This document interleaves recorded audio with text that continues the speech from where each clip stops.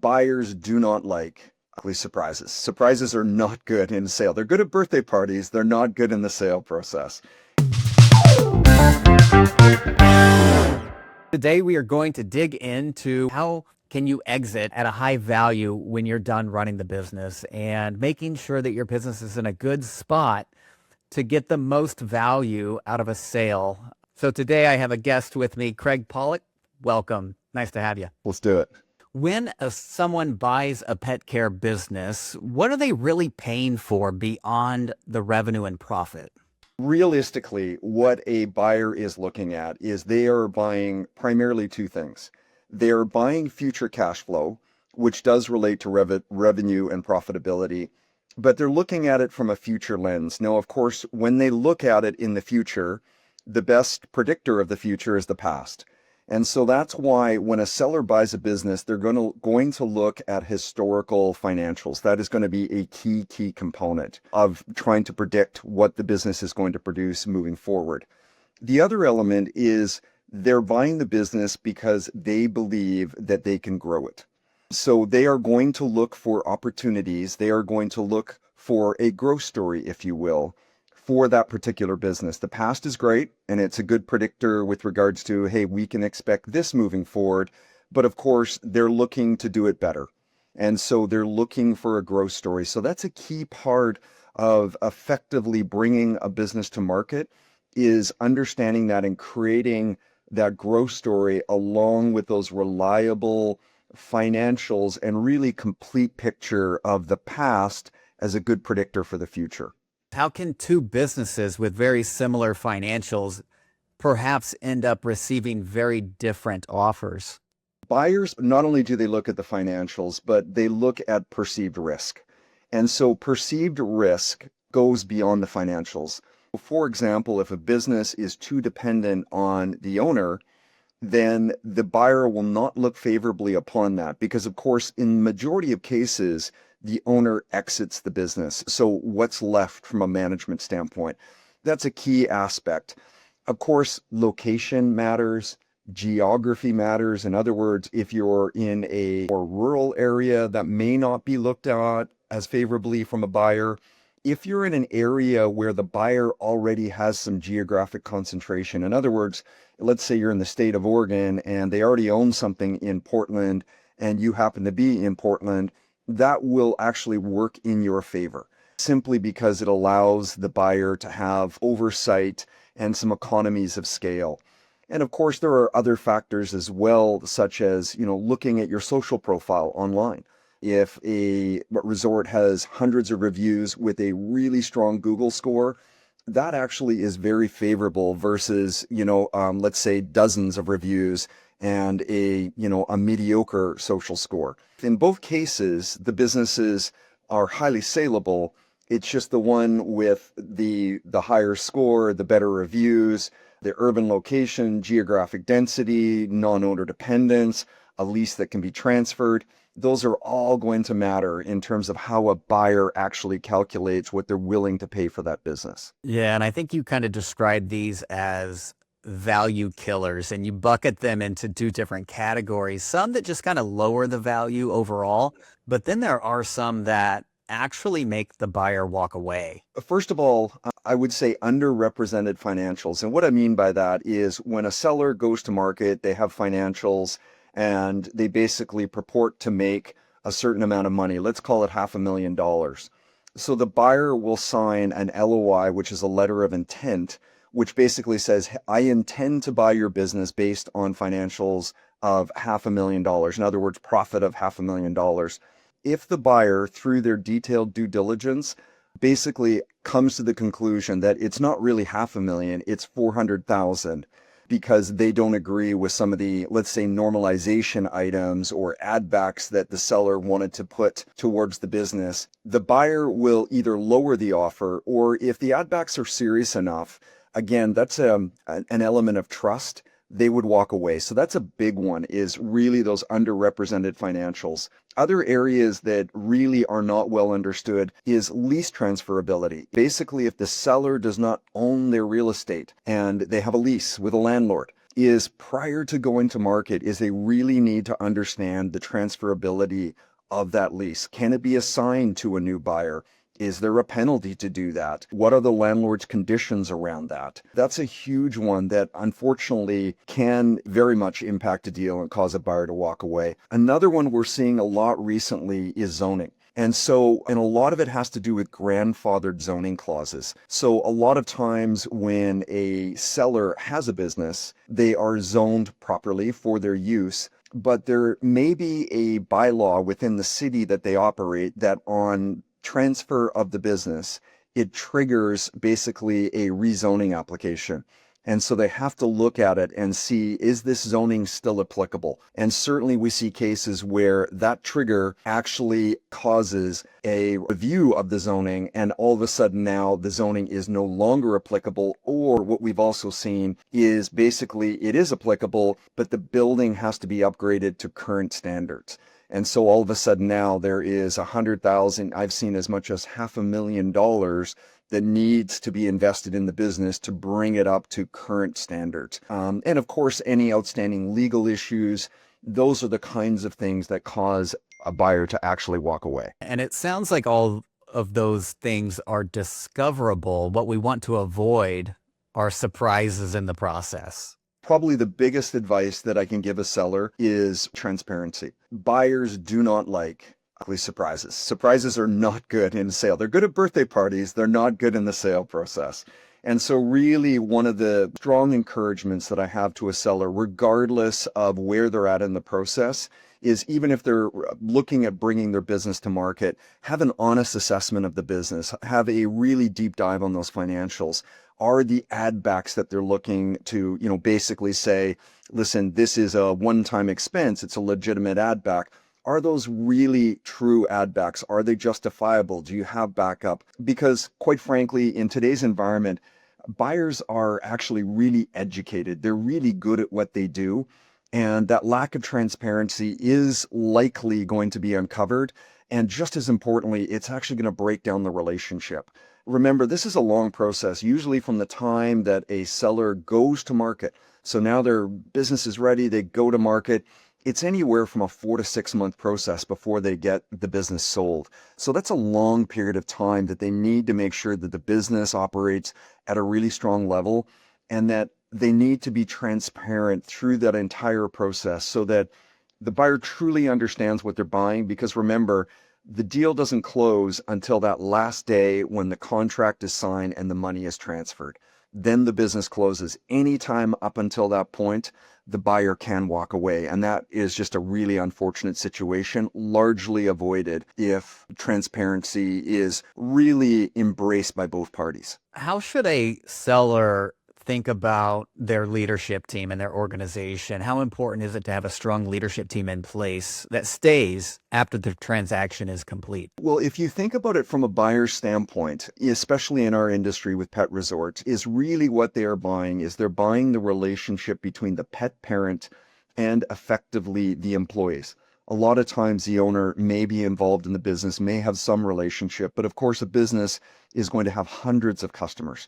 It's not realistic for the owner to have relationship with those hundreds of customers. And so those employees are really critical. And of course, the leadership of those employees is very, very important because again, the buyer is buying effectively the relationship between the pet parent and the employees. So to have a general manager or a senior leader in place who basically has developed a positive culture, who has some of those relationships with those clients, but more importantly, supports the employees that have the relationship for those pet parents, it's absolutely critical. Because at the end of the day, if the seller leaves and there is a breakdown in those relationships, it's going to mean there is a breakdown in revenue and profitability. And remember, circling back to what a buyer is buying, they're buying future cash flow based on the past.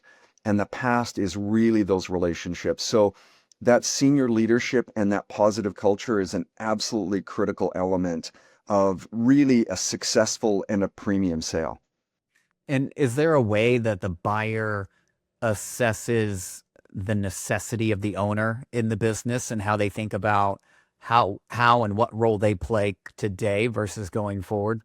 Yeah, for sure. And a lot of that comes down to the transparency aspect. Really important for the seller to be transparent to say, this is how many hours a week I spend on the business. These are the activities that effectively I own or that I oversee. Because if a buyer understands that upfront, a lot of times, even if the owner is more involved effectively than the buyer would like, is they can, through the process, decide on how they would manage that. Do they need to bring in their own general manager, etc.? Ideally, what a buyer likes to see is an owner who is involved in the business maybe 10 to 15 hours a week on an oversight basis. There is an established leadership already in place that really has those employee relationships, client relationships, has a strong ownership of the operational element and even the sales and profitability of the business. If those are in place, that's looked at very favorably by a buyer. They are going to pay a premium for that for sure. So what are some of the factors that can convince the buyer that the customers and the employees will stick around after the sale? Well, listen, they're going to pragmatically look at things like longevity of the employees, like turnover. How many employees have been with the business for the last, call it 24 months? If 50% of the employees have turned over in the last 24 months, that suggests a higher turnover rate. And again, not the best sign basically for the buyer. They're going to look at the senior leadership. Again, how long they have been in place, what their responsibilities are. For example, if they have responsibilities, meaning they're actually aware of the money the business is making, where the revenue is coming from, etc. Again, that's going to be viewed as being positive. So basically, longevity and responsibility of the employees is a key component of that. The other thing they're going to look at is they are going to look at social scores. They are going to look at the number of reviews, the most recent reviews, and of course the scores. So in other words, if a business has, let's call it 20 reviews in the last 3 to 6 months, and they're all 4 and 5 star, and hopefully 5 star, that's going to be looked at favorably. So there is a combination of factors. They're kind of going to pull back the hood, and they're going to want to look under it to get a better sense on, basically that question that you asked. And again, employee turnover, responsibilities, social scores, those are all key aspects they'll look at. I want to know more about the structure of the business, and we see all shapes and sizes. There's many different services that can be offered under one roof. Are there more or less important revenue streams that a business can have, and how does that kind of take into the play of making a sale? In our industry, the two key revenue streams are boarding and daycare. And normally is we see a relationship of 60-40, 40-60. So in other words, if you add up the percentages of boarding and daycare, that the boarding is going to either be 60% or 40% and daycare would be the reciprocal. So that's a healthy business. I've seen businesses that operate out of airports, and the boarding aspect is 90% of the business and daycare is 10%. Well, it makes sense because if you're at an airport, people are traveling, they're going to leave their dog for an extended stay, etc. Again, that's not by no means does it mean that that business is inferior. It just means it's a different business model.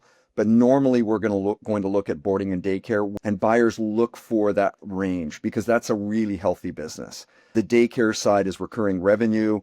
Usually if someone comes Monday, Wednesday, Friday this week, they're going to come Monday, Wednesday, Friday next week. And of course, boarding tends to be higher revenue per pet because you include the overnight aspect to it. So buyers like to see a combination. Having said that, the other revenue streams, such as grooming, such as bathing, training, additional services, cat boarding, there could be a number of other services. Those are also looked very favorably on by a buyer, because usually those tend to be quite high profit. And of course, they add diversity. So in other words, if someone comes in as a boarding client, can we sell them daycare services? Can we become their groomer of choice? Do they have a cat, etc.? So buyers look for those additional services, if you will. And if those are healthy, again, that's a positive aspect for the business. But the foundation they're going to look for is that really that boarding and daycare, what those percentage splits are. And they also really care about trends. So again, at least having a business that's stable in 1 year to the next, hopefully growing, that's very positive. Having a pullback on revenue, it happens for various reasons. Again, transparency, tell the story, be honest with the buyer, let them evaluate that. But at the end of the day, what they like to see is strong boarding and daycare numbers that are at least stable, if not growing, over an extended period of time. I think it's fair to say that buyers are mostly risk adverse, right? They're trying to avoid as much risk as they can. What can a seller have in place, whether it's systems, reporting, as you mentioned, reoccurring revenue streams that makes a business feel less risky to acquire? Basically, really clean financials. Usually buyers want to see the past 3 years, and those are like the past 36 months, not necessarily the past 3 fiscal years. So financials that don't include a lot of owner personal expenses running through it. If there are add backs, they're very much identified. There's backup for them. So clean financials is the absolute foundation. They want to see the legal side in terms of a lease. We talked about zoning. We talked about permitting. They want to make sure that all of that is in place. And then one of the other key areas, the people side, is they want to make sure that there's good, strong, stable leadership beyond the owner that is willing to stay on post-sale, that there's a good employee base with not a lot of high turnover. Those are all really good, important things. And again, basically the business reputation in the marketplace. And those social scores are really, really critical elements that a buyer looks at. What about the facility and the equipment itself, and maybe even the lease that is in place for the business? How does that affect what a buyer is willing to pay? The facility side is one that's not appreciated enough. A well-run facility that is clean, that doesn't need a lot of what we call TIs or tenant improvements, that is, again, works in the favor of the seller. A buyer will pay a premium for that. The way the buyers basically calculate what they're willing to pay for a business is they will look at the earnings and they will put a multiplier on that. And they use that to come up with basically a starting number. And then they will adjust that number up and down based on those reputational aspects that we talked about, etc. Then they have to look at any additional capital that the business needs. So that comes back to the facility question. So for example, if the facility is a little run down and it needs $250,000 in basically upgrades to get it to a level where the buyer would either be really proud of the facility or importantly make sure that it's at the safety standards that they really require, that factors into what they're willing to pay. Because basically buyers, they require return on their capital. So they actually have a calculation to say, if we're going to buy this business for $3 million and we have to put in an additional $250,000, that basically their return on capital goes down because of the additional $250,000 that they have to spend. So the facility is a really critical one. And when we work with clients in terms of understanding is their business ready to sale, we definitely do a deep dive on the facility side. And the other one, which we talked a little bit about, which is, again, if it's not owned real estate, if they lease, is before going to market, is looking at that lease. Is the lease buyer ready, if you will? In other words, can the lease be assigned by the seller to the buyer with the landlord's permission? That's a really, really critical one to understand. Usually what I recommend is that the seller has even a decent, never mind a good relationship with their landlord, is to actually engage the landlord prior to going to market. And I know in some cases that's not feasible because of the relationship and they're worried about people knowing, etc. And understand where it's possible, it's actually a bonus. Involve the landlord as early as possible. If real estate is owned, what's really critical there is to make sure that an up-to-date assessment of the real estate is actually done. The buyer cares about that. They want to see that. Whether they're going to purchase the real estate or the seller is going to retain the real estate, they want to make sure they understand what today's market rate is for that real estate. And the other critical aspect is they want to make sure that on the financials they're looking at, that there is a fair market lease rate charged against the business. In other words, if the lease rate is charged at $5,000 a month on the historical financials, but once the buyer buys the business, the seller is going to retain the real estate and wants $10,000, well, obviously that's a $5,000 hit per month for the buyer. That's not amenable. That basically means their earnings are going to go down by $5,000 a month times 12 months, $60,000 a year. They're going to want to price that into the deal. So those are the kind of things that really impact the deal values. And naturally, I think the sellers are more emotional in the process, obviously, than the buyer, who's very data-driven, less emotion in the process. What do you think owners often think is more valuable than the buyers kind of give them credit for? I would say probably one of the key ones I see is, let's call them SOPs, right? Standard operating procedures. In other words, the playbook that makes the business run. A lot of owners, rightfully so, are very proud of how their business runs. They spent years developing that in concert with their employees. They have a really solid playbook. The business runs really well. And they'll come to someone like myself, or they'll come to a buyer and say, look at how well run our business is. Of course, we should receive a premium for that. Well, the buyer's going to look at that and say, listen, you're going to receive a premium because a well-run business means that you're going to have happier employees, you're going to have a better client experience, it's going to translate into revenue and profitability. That is what we're willing to pay for. So really effectively, the SOPs, they basically, the revenue and the profit become a byproduct of that. The buyer is willing to pay for that higher revenue and profit, not for the really well-developed SOPs. Let's say I have a business and an owner wants to think about selling in the next couple of years. Where should they invest their time today, and how should they start thinking about preparing, getting that business ready for sale? Again, they're going to want to start with their financials. First of all, understand what the current valuation of the business is. My recommendation always is take the last 12 months, because really that's the most common and the most recent time frame that we have available. Take the last 12 months, have a really clean read of your financials. If you're working with an accountant, a bookkeeper, have them look at it as well. Make sure that it's actually really fair. You are allowed to add back basically personal expenses that are run through. If there are one-time charges that won't be recurring moving forward, you're allowed to add those back. Come up with a current valuation. Look at the business and say, what is my business actually worth today? And really use that as kind of your North Star, your guiding post. Because of course, most business owners, when they exit, they love to have a number in mind. Well, it's really important to understand, what is that number, and is that number realistic?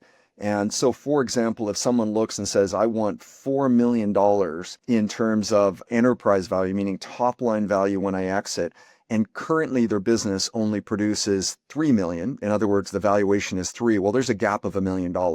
So there's two choices. Either the seller has to lower their expectations, or they've got to increase the revenue and profitability to support the $4 million valuation.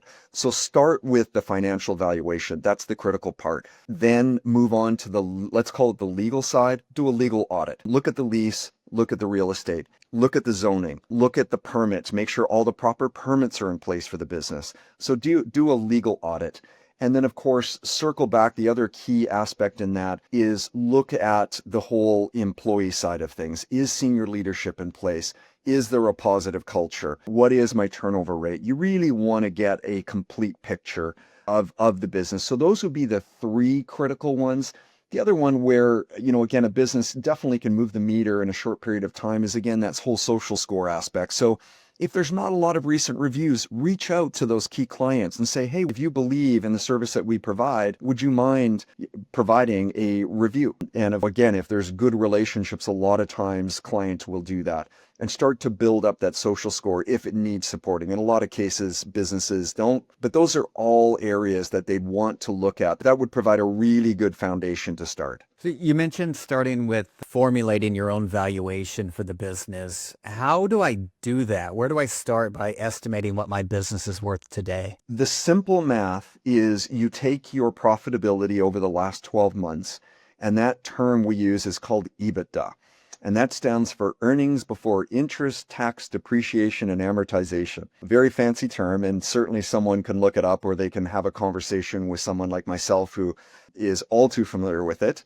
And basically what they want to do is determine the profitability of the business, the EBITDA, and then they want to normalize it. So basically, again, those things that we talked about, personal expenses and add backs, they basically can add those back. And again, let's use our example that we come up with a number of $300,000 in normalized EBITDA. Is the way a buyer would look at that is they would put a multiplier on that. For a single location in today's market, if a seller used 5 as a starting point, that would be a good number to look at. And it is possible, absolutely possible, that they could get 6 or even higher based on the factors that we talked about previously. Where are they located? Does the facility need a lot of TIs, et cetera, et cetera? But if they use that 5 as a starting multiplier times that normalized EBITDA, that's going to give them the top line enterprise value. That's going to give them what we call the headline price, if you will, for the business. But remember, that's the starting point, the headline price.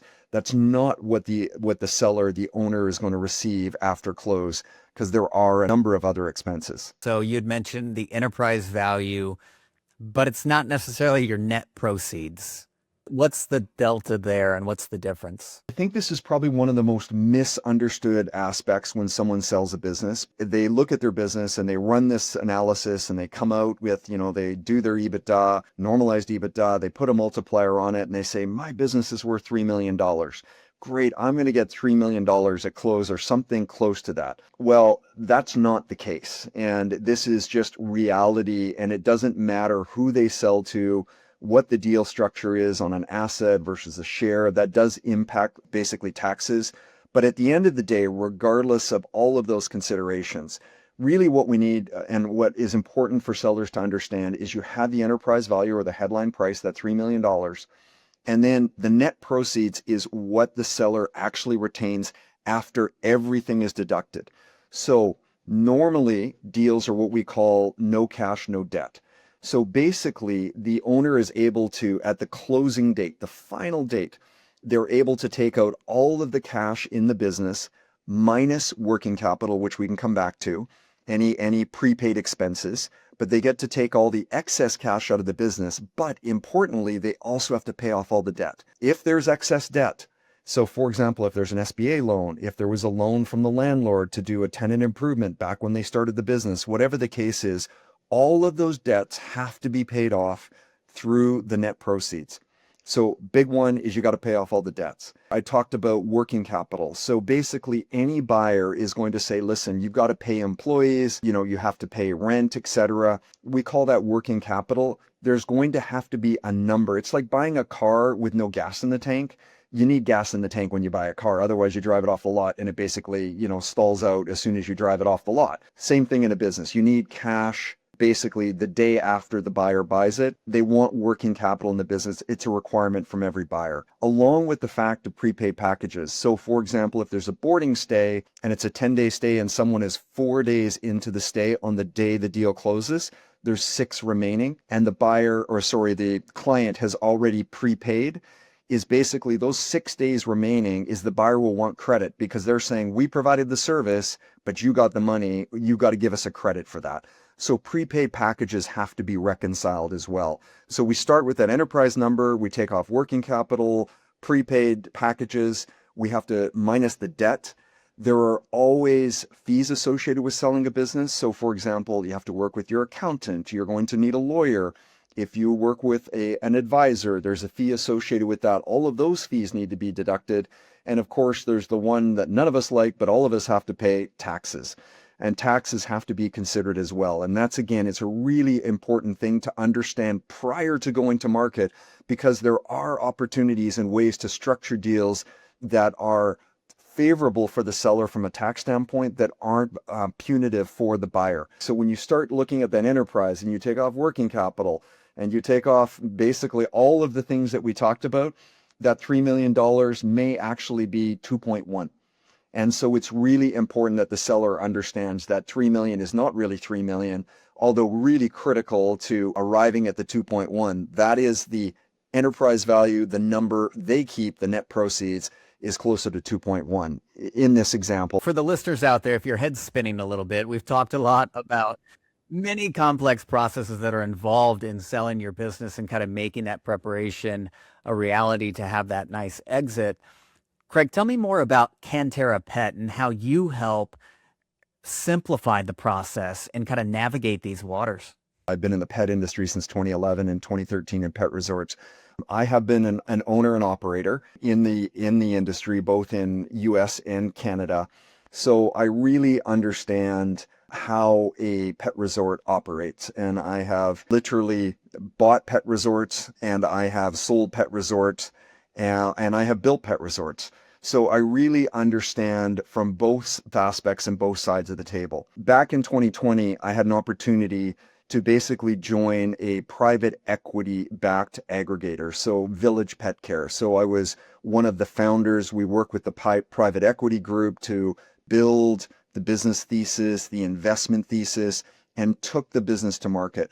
And that was a really unique opportunity to really understand what a really tier one private equity backed company, what they look at when they're actually buying pet resorts. And subsequent to that time, I have advised many other private equity groups looking at transactions with the industry. So it's really provided me over the last decade plus a unique perspective, because I have been on the buy side and the sell side as an operator and private equity backed buyer. And one of the things that I have noticed, and especially over the last couple of years, as more and more professional money has come into our industry, is there's an unequal relationship between selling and buying. So the sellers are pet resort operators who are extremely good at what they do in terms of operating a pet resort, but likely don't have the same level of experience selling a business as these professional buyers do. And so that mismatch in that relationship is, I saw a real gap in the market.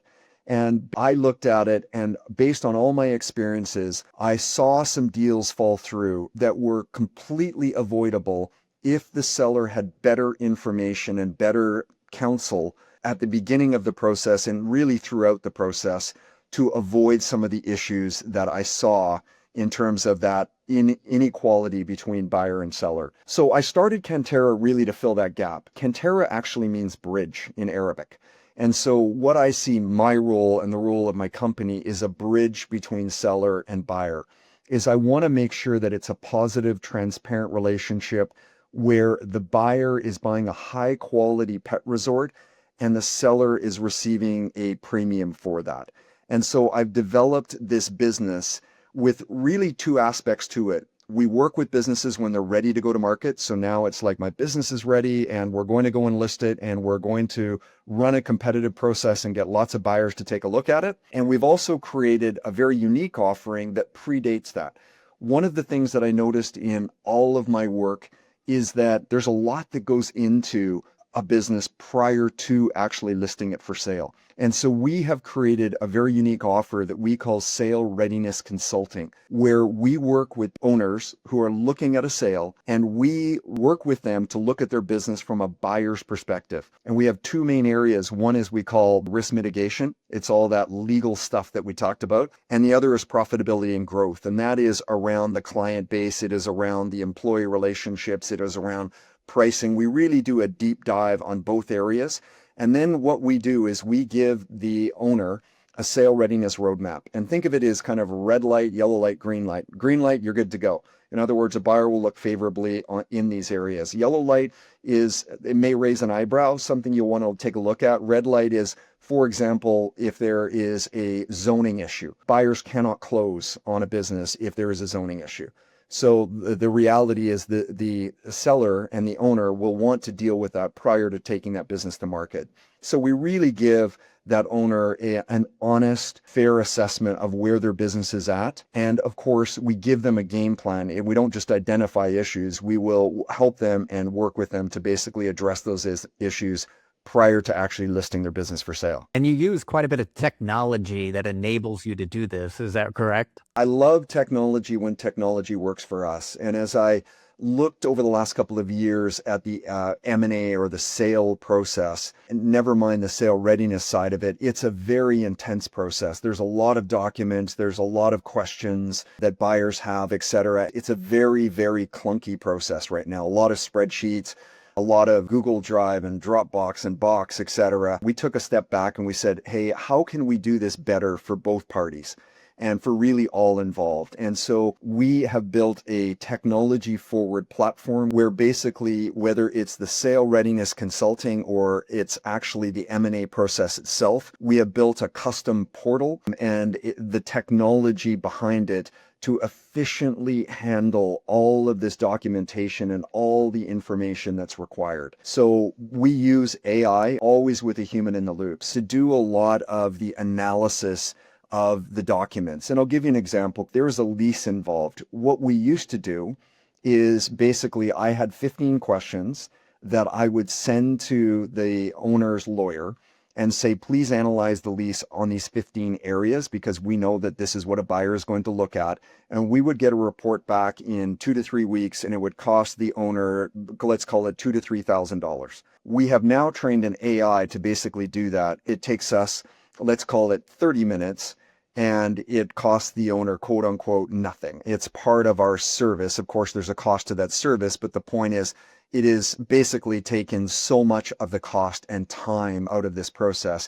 If there is an issue that's flagged as being serious, in my lease example, we won't rely on an AI to say, hey, AI, how do you resolve this? That's when you would involve a very accomplished lawyer who understands these issues in real terms. And so we would take that lease and basically give it to the lawyer, tell them the issue that we flagged, and then have them involved at that point. So that's why I say that we use the technology and the AI to do a lot of the heavy lifting, but a large element of human in the loop. But the technology does allow you to pass on significant savings to the seller in the process. How does that compare to maybe a typical broker versus leveraging the technology and going down a different path? When you work with a broker or an advisor, you're paying for two things. You're paying for expertise. Obviously, we've got a lot of experience doing this. And of course, we've got really good connections in terms of buyers.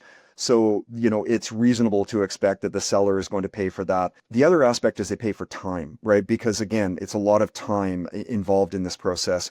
With our technology platform and with the use of AI, we basically slash that time considerably, literally less than half. And what we're able to do is pass those savings on to onto the owner, onto the seller. So our fees typically run 40 to 50% less than traditional brokers. So again, if the fees associated with a particular sale, are in the hundreds of thousands of dollars, this is real money that is passed on to that owner, to that seller. And we're really proud of that fact. And it's not because our service is inferior. I would argue it's actually superior, but it's just because we built this technology platform where we can handle everything so efficiently that we pass all of those savings on dollar to dollar to that owner, to that seller. As a seller prepares for a sale readiness, it's sometimes a vulnerable topic, and folks are a little uneasy with really digging in and uncovering where those bodies are buried in the business. How can you speak to that as far as getting folks comfortable with uncovering things about their business that are a little uneasy? I completely understand, excuse the pun, but every business has some hair on the dog. There is virtually no business that I've seen that doesn't have something. Listen, what I will say is, first of all, I have been a pet resort owner. I have struggled with cash flow. We've dealt with unruly customers. We've dealt with legal issues. I've seen a lot. I don't want to say that I've seen everything because life is always unfolding in front of us, but I have seen a lot. So first of all, it's in terms of an owner sharing information about their business, whether it's financial or otherwise, is they really have shared company when they're talking with me because, again, I have been through a lot of what they have been through. I have nothing but admiration for business owners. Owning a business, growing a business, sustaining a business is hard. And I really respect the struggle, the challenge, and effectively the accomplishment to date. And so within that, there is going to be bumps along the road. This game called life, that is just what happens, and business is no different. And I completely and utterly understand that. And I always approach it from a positive mindset is let's celebrate what you have accomplished and let's talk about and figure out how we deal with those challenges associated with your business. And that's again why I created the sale readiness consulting aspect to Cantara, is truly to help people. Is what I want to see is when a seller goes to market, I want to see their business sell for basically the most amount of money and the best deal possible. Because it's not just about money, it's about, it's about survival, obligations within the agreement, etc. That's a whole nother conversation. I want to see that seller really, really sell their business for the best outcome possible to them. And I also want it to be very positive for the buyer. I want to make sure that the buyers are buying a quality pet resort that is going to continue to perform over a long period of time. And so when those two things happen together, that's really when we've created that win-win. And that's the goal that I have with Cantara. And for operators out there, even if you're not ready to sell today, going through your process probably gives you a lot of good insight into where your business is today and kind of where it is in the sale readiness area. Tell me how folks can get a hold of you to learn more or maybe opt into the process. Certainly the best place to go is our website. So it's Cantara, Cantara pet.com. And they can book a call with me there. There's also a telephone number that they can call me with a sale kind of question that they have. And I really enjoy engaging with pet resort owners. So I welcome those questions. And as you say, if someone's even 3 years away thinking I'm going to sell one day type of idea, but I have a question, how does this work? What does that term EBITDA mean? How do I make sure that my lease what do I need to look for there? Please reach out. That is the best way, is the website. They can book a call with me. They can email us, or again, there's a telephone number they can call us. So that's kind of the central hub for everything. Greg, I can't thank you enough for joining today and talking about the business and just preparing a business for sale in the future. It's always just helpful, insightful information, and can't thank you enough.